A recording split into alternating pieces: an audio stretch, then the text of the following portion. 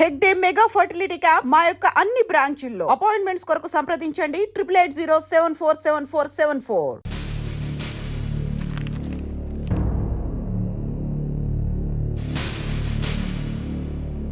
Proceed. Your honour, ఈ నేరస్తుడిని కఠినంగా శిక్షించండి అని వాదించడానికి కూడా ఒక్క నిమిషం ఆగి, అతని వయసును సమీక్షించుకోవాల్సినంత చిన్న వయసులో ఇతను 2 హత్యలు చేశాడంటే మన న్యాయ వ్యవస్థ మొత్తం ఒక్కసారి మళ్లీ ఆలోచించుకోవాల్సిన పరిస్థితి ఏర్పడింది. ఇతనికి జరిగింది అన్యాయమే, కానీ హత్యకు హత్య, హింసకు ప్రతిహింస సమాధానం కాకూడదు. ఇతను చేసిన తప్పుకు తప్పకుండా శిక్ష విధించాల్సిందే. కానీ వేసి ఆ శిక్షలా మాత్రం కాకుండా మొత్తం బాలలోకానికి, రేపటి తరానికి శిక్షణలా అనిపించాలి. It's my sincere request. That's all your honour. బాబు, నువ్వు చెప్పుకోవాల్సింది ఏమైనా ఉందా? ఆ హత్యకు సంబంధించిన అన్ని వివరాలు మాకు తెలిసిన ఎక్స్ మినిస్టర్ ఈ ఊళ్ళో పవర్ఫుల్ పర్సన్ అయిన చౌడప్పకి అగెనిస్ట్ గా సాక్ష్యం చెప్పడానికి ఎవరూ ముందుకు రాకపోయేసరికి కేసు క్లోజ్ చేయాల్సి వచ్చింది. మీలాంటి ధైర్యవంతులు ఊరికి ఒక్కరుంటే చాలు, మా డిపార్ట్మెంట్కి ఎంతో హెల్ప్ అవుతుంది. దేశం కోసం ప్రాణాలు ఇవ్వడానికి సిద్ధపడ్డ సైనికుడిని నేను. మేం కాపాడుతున్న దేశంలో ఇలాంటి కిరాతులు ఉండటానికి వీల్లేదు. ఇదిగోండి కంప్లైంట్, వెంటనే కేసు బుక్ చేయండి. మీరు ఎప్పుడు రమ్మంటే అప్పుడు నేను కోర్టుకు రావడానికి సిద్ధం. Thank you, I appreciate your spirit. Thank you. అవసరమైనప్పుడు కబురు పెడతాను, మీరు తప్పకుండా రావాలి. షూర్.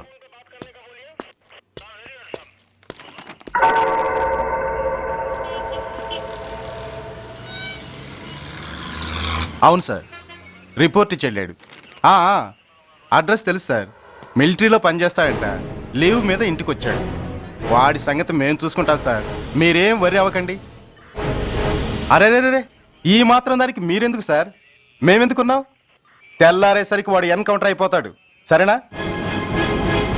ఓకే సార్, ఉంటారు సార్, నమస్తే.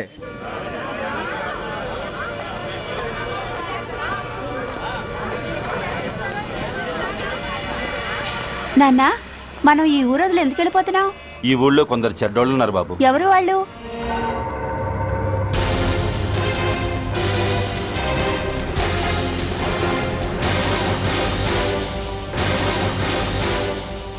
జై జవాన్.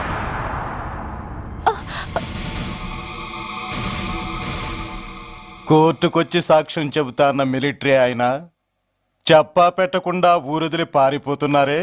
రేయ్, నేను సైనికుణ్ణిరా. వెన్ను చూపించి పారిపోవడం నాకు అలవాట్లేదు. కాకి బట్టలు తొడుక్కొని అలాంటి లుచ్చాల దగ్గర పాకి పనిచేసే ఇలాంటి వాళ్ళ పని పట్టడానికి మళ్ళీ తప్పకుండా తిరిగి వస్తానురా. అంత లేదమ్మా, అసలు నువ్వు ఇక్కడి నుంచి వెళితే కదా తిరిగి రావటానికి. తమ్ముంటే ఆపండిరా. ఛా, రండిరా.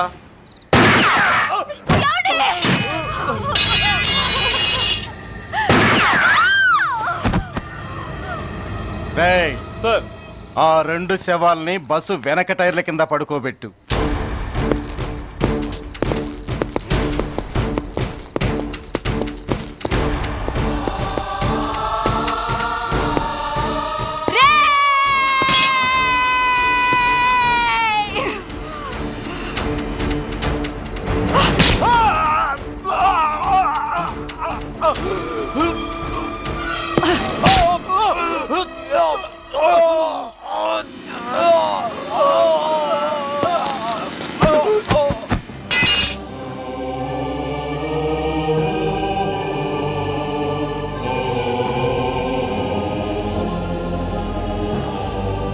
నాకు తుపాకీ ఇప్పించాడు సార్. ఇక్కడున్న పోలీసులందరినీ చంపేస్తాను సార్. వాళ్ళు మంచి వాళ్ళు కాదు సార్. మా నాన్న దేశాన్ని కాపాడే సైనికుడు సార్. మా అమ్మని నాన్నని అన్యాయంగా చంపేశారు సార్ ఈ పోలీసులు. అసలు పోలీసు అనేవాడు బతకూడదు సార్, బతకూడదు. నాకు తుపాకీ ఇప్పించండి సార్, ఇప్పించండి, ఇప్పించండి.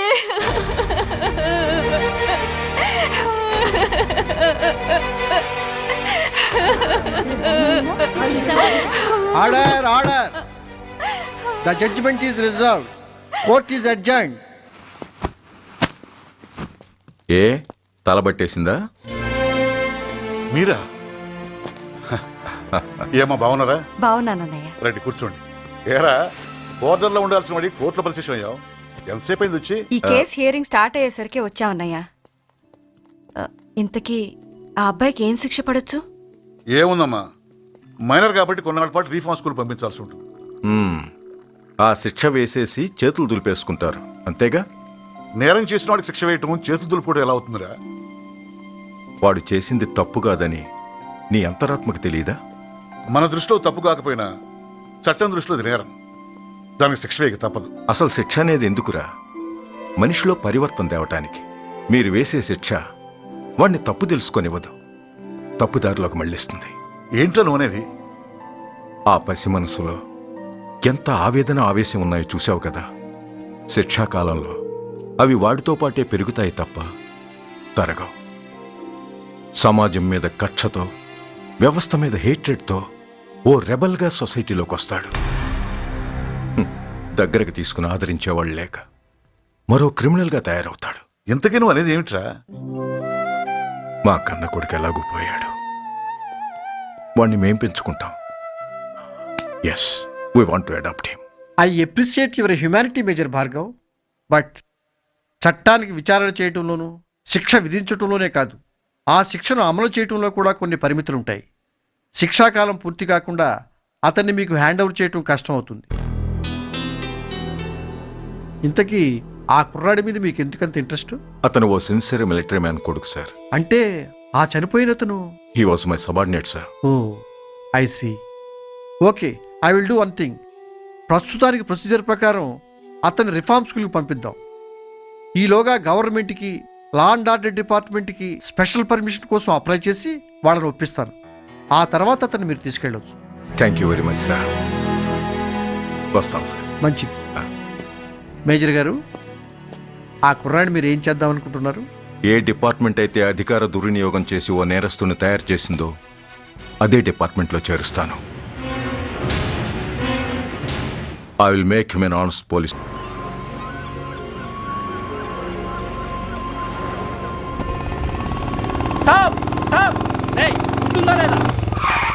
నిన్నేరా? ఏంటి అలా చూస్తున్నావు?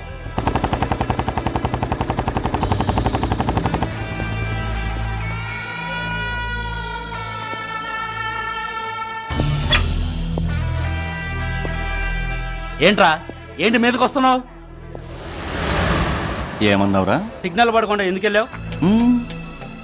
నన్ను నువ్వు ఏమన్నావు? బుద్ధి ఉందా లేదా అన్నాను. ఓహో,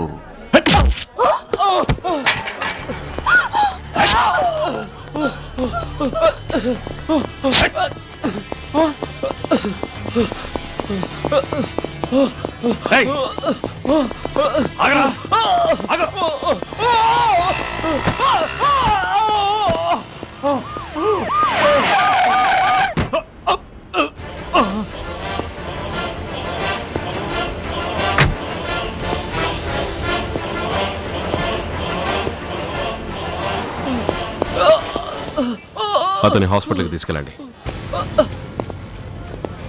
డ్రాప్ ది నైఫ్. కత్తి కింద పడై.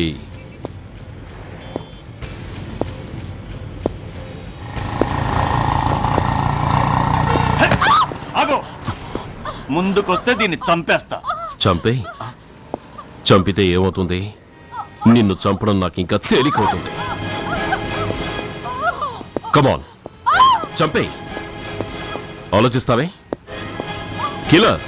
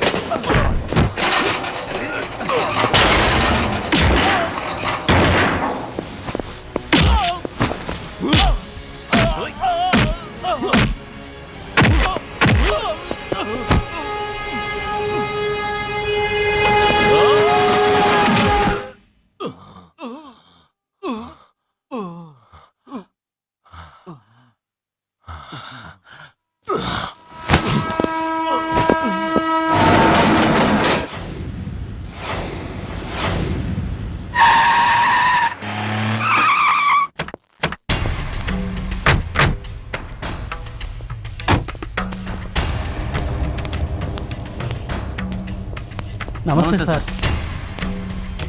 నమస్తే సార్.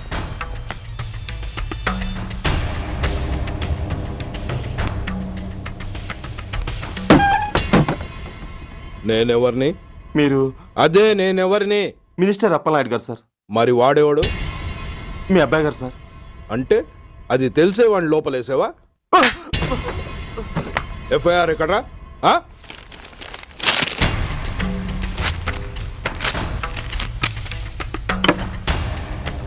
నువ్వే నా రైటర్వి? అవును సార్. ఆ? నీకెన్ని గుండెలుంటే మా వాడి మీద ఎఫ్ఐఆర్ రాస్తారా? రే సెల్ తాళాలు ఎక్కడ్రా? ఇదిగోండి సార్. నీ అబ్బా నాకిస్తారా? ఇల్లు తెరువు. అసలు ఎవడరా నా కొడుకుని అరెస్ట్ చేసింది? ఏసీపీ సూర్య గారు అంటున్నానా? తూ నీ అబ్బా సిగ్గు లేదురా? ఆడంగి నాయల్లా తన్నులు తినొస్తారా? నా కడుపున చెడబుట్టావు కదరా. వెళ్ళు కార్లో కూర్చో. రేయ్ అసలే అడ్డదారులు అసెంబ్లీకి వెళ్ళినోడిని. నాకు సంబంధించిన విషయంలో ఎవడన్నా అడ్డొచ్చాడో అడ్డంగా నరికేస్తా. ఆ విషయం మీ ఏసీపీ గడికి చెప్పు.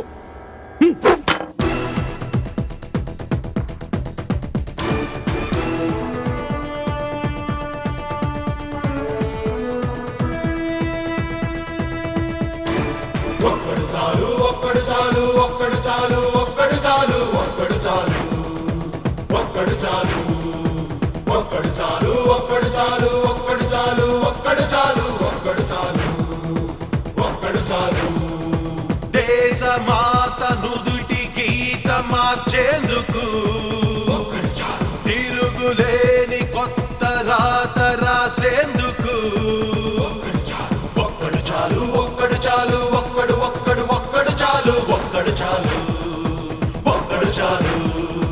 నూతనంగా ఉప్పొంగే ఈ చరితం పోతనన్న రాయలేని భాగవతం.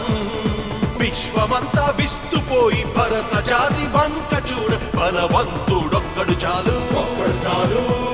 ఆ ఒక్కడు నువ్వే కావాలి, నువ్వే కావాలి. ప్రతి ఒక్కడు నీతో రావాలి, నీతో రావాలి. ఆ ఒక్కడు నువ్వే కావాలి, నువ్వే కావాలి. ప్రతి ఒక్కడు నీతో రావాలి, నీతో రావాలి.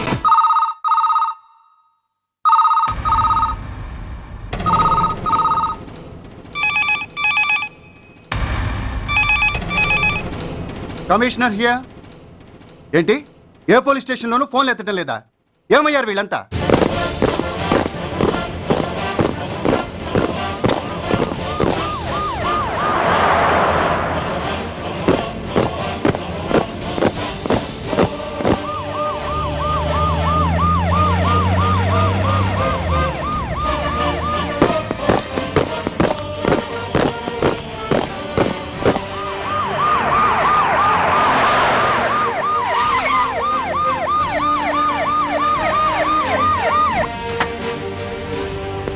ఏంటయ్యా ఇది? What is this nonsense? Uniform తీసేసి పోలీస్ స్టేషన్ మూసేసి బజార్ను పడతారా? మీరు పోలీసులు అనుకుంటున్నారా, గుండాలు అనుకుంటున్నారా? విలువలేని యూనిఫామ్స్ ఒంటి మీద ఉంటే ఊపిరాడడం లేదని తీసేసాం సార్. పందులు పందికుక్కులు స్టేషన్లోకి వచ్చేస్తుంటే వాటిని ఆపే శక్తి లేక తాళాలు వేసేసాం సార్. మిస్టర్ సూర్య, పోలీస్ వ్యవస్థ లాంటి ఎమర్జెన్సీ సర్వీసుల్లో ఇలా సమ్మెలు చేయడం నిషేధం. అదే ఎందుకని sir? Government doctors, nurses, postal department కూడా ఎమర్జెన్సీ సర్వీసులే. వాళ్ళు హక్కుల కోసం స్ట్రైక్ చేయడం లేదా? ఆఖరికి వాళ్లకున్నపాటి విలువ గౌరవం కూడా మాకు లేవా sir? Mister Surya, you are crossing your limits. మీరు ఇలా చేయటం వల్ల కామన్ పీపుల్ ఎంత సఫర్ అవుతారో ఆలోచించారా? పోలీస్ అనేవాడు కూడా ఓ కామన్ మ్యాన్ అనేది మర్చిపోకండి సార్. ఇంతకీ మీకు ఏమన్యాయం జరిగిందయ్యా? సార్, ఒక ట్రాఫిక్ కానిస్టేబుల్ తన డ్యూటీని సక్రమంగా చేసినందుకు ఒక లుచ్చా విధవ కత్తితో పొడిచి చంపబోయాడు. వాడిని అరెస్ట్ చేస్తే వాడి బాబెవడో మినిస్టర్ అప్పలనాయుడంట. వాడొచ్చి మన ఊపిరితో సమానమైన ఎఫ్ఐఆర్ని వాడు మందు కొట్టి మూతి తుడుచుకునే ముండకొంగు నలిపినట్టు నలిపి పారేసి అది రాసిన రైటర్ని, డ్యూటీలో ఉన్న ఎస్ఐని, సెంట్రీని కొట్టి దమ్ముంటే నా కొడుకు మీద చెయ్యేసి చూడంట్రా, అడ్డొచ్చిన వాడిని అడ్డంగా నరుకుతానని ఛాలెంజ్ చేసి మరి వాడు కొడుకుని తీసుకెళ్లిపోయాడు సార్. ఇలా ప్రతి అడ్డమైన వాడు వచ్చి దౌర్జన్యంగా ఖైదీల్ని తీసుకుపోతుంటే ఇంకెందుకు సార్ మాకు ఈ వాచ్మ్యాన్ ఉద్యోగాలు? బ్లాక్ లో టికెట్ అమ్ముకునేవాడిని లాకప్ లో పెడితే మున్సిపల్ చైర్మన్ ఫోన్, ఓ రౌడీ విధవను అరెస్ట్ చేస్తే ఎమ్మెల్యే ఫోన్, ఓ రేపిస్ట్ అరెస్ట్ చేస్తే మినిస్టర్ ఫోను. అందరికీ రూల్స్ అండ్ రెగ్యులేషన్స్ ఉంటాయి, కానీ మా పోలీస్ వాళ్ళకి మాత్రం రూలింగ్ లో ఉన్నవాడి మాట వినడం ఒక్కటే రూలు. కాదని ఎదురు తిరిగితే సస్పెన్షన్లు లేదా ట్రాన్స్ఫర్లు. కాకి బట్టలు వాళ్ళ ఇంటి కర్టెన్స్ అనుకునే ఇలాంటి మినిస్టర్స్ ని గుడ్డలోడు తీసి నడి రోడ్డు మీద నడిపించాలి sir. Control your self mister Surya. Control చేసుకోవడానికి ఇది ఆవేశం కాదు సార్, ఆవేదన.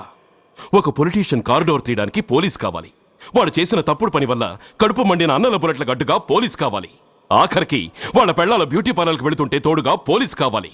ఇలాగే కంటిన్యూ అయితే పోలీస్ అనేవాడు పొలిటీషియన్స్ పెంచుకునే వింత జంతువు అనుకుంటారు సార్ ప్రజలు. సార్, ఈ దేశంలో హిందువులకో న్యాయం, ముస్లింలకో న్యాయం, సిక్కులకో న్యాయం ఉన్నట్టే పొలిటీషియన్స్కో న్యాయం, రౌడీలకో న్యాయం, పబ్లిక్కో న్యాయం ఉండేలా రూల్ ఒకటి తీసుకురండి సార్. లేకపోతే మా డ్యూటీ ఏంటో మేమేం చేయాలో మాకే అర్థం కావడం లేదు. రాజకీయం, రౌడీజం షేకెన్స్ ఇచ్చుకుని మమ్మల్ని దద్దమలు చేస్తున్నాయి. మీరేమో రూల్స్ రెగ్యులేషన్స్ అంటూ మా నోళ్లు చేతులు కట్టేస్తున్నారు. అందుకే ఏ రాజకీయ నాయకుడు లా అండ్ ఆర్డర్ లో జోక్యం చేసుకోకూడదని ఈ నిరసన. అంతేకాదు, చట్టాన్ని అవమానించి పోలీసుల్ని కొట్టివెళ్లిన మినిస్టర్ తన కొడుకుని తనే స్వయంగా తీసుకొచ్చి మాకు అప్పగించాలి. మా వాళ్ళని కొట్టినందుకు అతను మా అందరికి క్షమాపణ చెప్పాలి. అతను మంత్రియా? తప్పు చేసింది మంత్రైనా మంత్రసానైనా ఒక్కటే సార్. అయితే మీ నిర్ణయంలో మార్పు లేదా? Sorry sir. సారీయా? నేనెందుకు చెప్పాలి సారీ? అయినా అంత టెన్షన్ పడతారు ఎందుకు? 2 రోజులు కడుపులు మారితే వాళ్ళే దిగొస్తారు. వాళ్ళ పరిస్థితి చూస్తే అలా లేదండి, చాలా పట్టుదలగా ఉన్నారు. మరీ అంత నెత్తికెక్కితే వాళ్ళని పీకి పారేసి కాస్త ఒడ్డు పొడుగున్న వాళ్ళని వేసుకుంటాం, అంతేగా? ఏంటే అప్పలనాయుడు, పోలీసులు అంటే పొలాల్లో పనిచేసే కూలీలు అనుకుంటున్నావా? ఈ ఊరోడు పనిలోకి రాకపోతే పొరుగు నుంచి లారీలో తెచ్చుకోవడానికి వాళ్ళకి వీళ్ళకి పెద్ద తేడా ఉందండి. ఆపోయా, మినిస్టర్ తర్వాత కాస్త డిగ్నిటీ మెయింటైన్ చేయొద్దు. పోలీస్ స్టేషన్కి వెళ్ళి పోలీసుల మీద గుండాల దౌర్జన్యం చేస్తావా? ఏంటండి, పోలీసులను ఎప్పుడు ఎవడో తిట్టలేదా, కొట్టలేదా? అదేదో పెద్ద పాపమైనట్టు, అదే నేను మాత్రమే చేసినట్టు మాట్లాడతారేంటి? ఇదిగో, ఊరికే నోరు పారేసుకోకుండా నేను చెప్పేది విను. ఈ రోజు వైజాగ్ సిటీ వరకు ఉన్న ఈ స్ట్రైక్ రేపు స్టేట్ అంతా పైకిందనుకో, అప్పుడు మొత్తం ప్రభుత్వానికి ఎసరు వస్తుంది. ఆ పరిస్థితి కనుక వస్తే నిన్ను పార్టీ నుంచి ఈగ ముక్కను పీకినట్టు పీకి పారేస్తారు. అప్పుడుగా నేను ఎందుకు చెప్పాను నీకు అర్థం కాదు. అప్పలనాయుడు గారు, ప్రెసిడెంట్ గారు చెప్పింది కరెక్ట్. ఓటితో పోయేదాన్ని గొడ్డల దాకా తెచ్చుకోవడం దేనికి చెప్పండి? అయితే ఇప్పుడు నన్ను ఏం చేయమంటారు?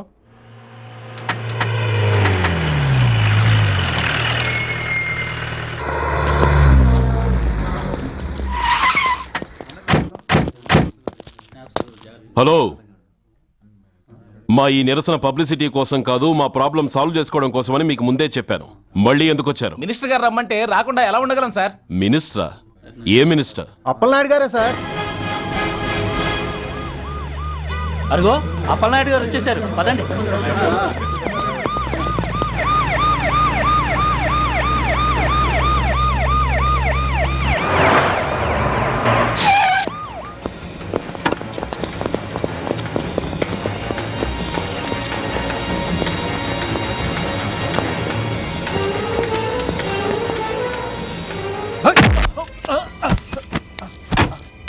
నా కొడక, ఏమనుకుంటున్నారా? నువ్వేమన్నా పెద్ద రౌడీవా?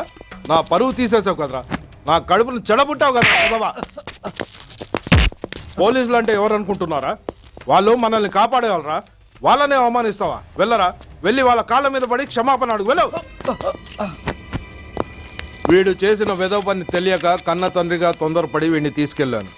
నిజం తెలిసాక ఓ బాధ్యత గల మంత్రిగా జరిగిన దానికి సారీ చెప్పి వీడిని మీకు అప్పగిస్తున్నాను. నన్ను క్షమించండి. చాలా థ్యాంక్స్ అండి.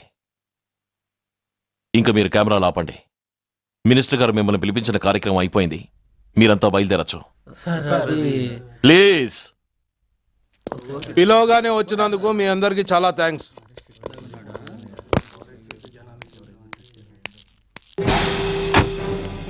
ఏంటయ్యా ఇది? ఎందుకు డోర్ మూసావు?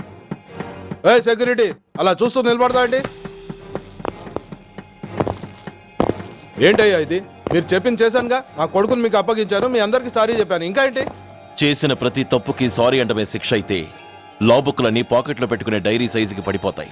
ఇంతకీ ఏంటయ్యా నువ్వు అనేది? మీరు మా వాళ్ళకిచ్చినవి తీసుకెళ్లిపోండి. ఒకళ్ళిచ్చిన ఉంచుకోవడం మాకు అలవాట్లేదు. నేనా? నేనేమిచ్చాను? మరీ అంత మతిమరుపు అయితే ఎలా సార్? ఏంటిది? మీరు మా ఎస్ఐకి చెప్పుతో ఇచ్చారు, అతని తరఫున నేను మీకు షూతో ఇస్తున్నాను. ఎంత ధైర్యం రా నీకు? నన్నే కొడతావా? నీ ఎంత చూస్తాను, ప్రాణాలు తీస్తాను. డిఐజీ కమిషనర్ ఎక్కడా మీరు?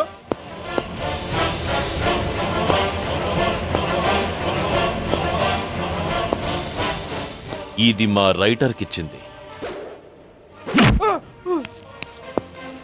ఇది మా సెంట్రీకిచ్చింది. ఇక ఒకటే ఒకటి మిగిలింది. ఇంకోట ఏంటది? ఈ ఎఫ్ఐఆర్ ని నడిపినందుకు.